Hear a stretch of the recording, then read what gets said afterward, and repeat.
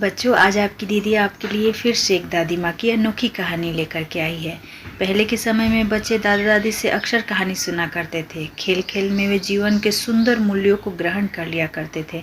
पर आज का व्यवस्थाएं बढ़ती जा रही है। ऐसे समय में कहानियाँ ही हैं जो हमें आने वाली पीढ़ी के लिए निकट ला सकती है। रात को सोने से पहले हम अपने बच्चों के साथ इन कहानियों का आनंद उठा सकते हैं।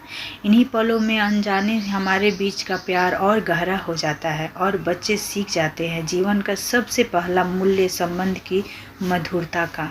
चलिए कहानी को स्टार्ट करते हैं।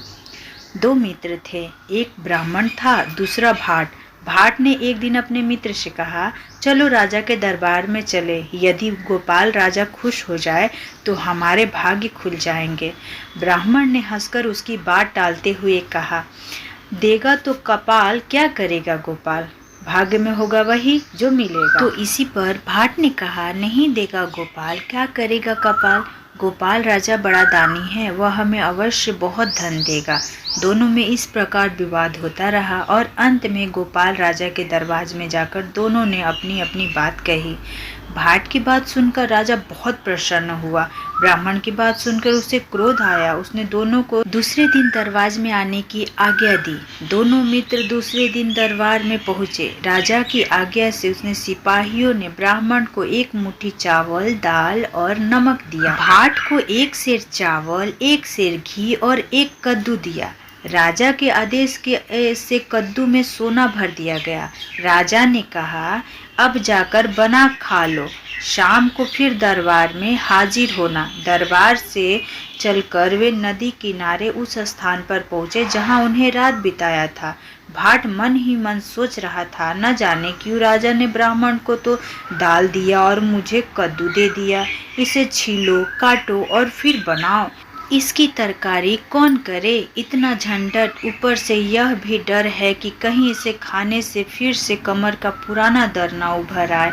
ऐसा सोचकर उसने ब्राह्मण से कहा, मित्र, कद्दू खाने से मेरी कमर में दर्द हो जाएगा, इसे लेकर तुम अपनी दाल मुझे दे दो।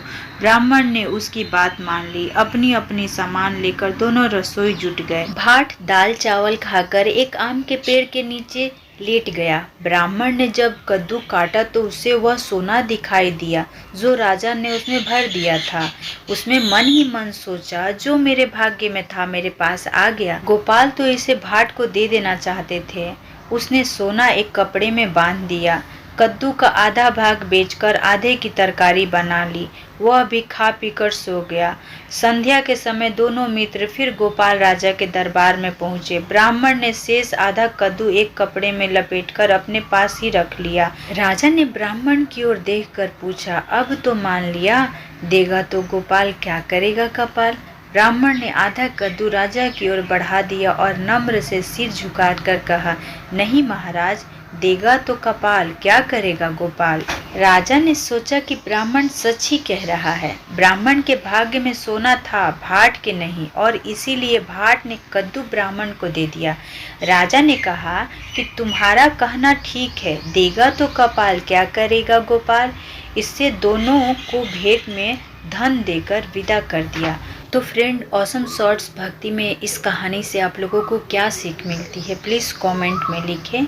मुझे तो ये सीख मिली कि भाग्य पर सब छोड़ देना चाहिए, जैसे कि मैंने अपना भाग्य यूट्यूब पर इस कहानी के ज़रिए छोड़ा है। अब बस देखना ये है कि आप लोग इसे कितना पसंद करते हो। तो मिलते हैं हम लोग नए कहानी पे। धन्यवाद।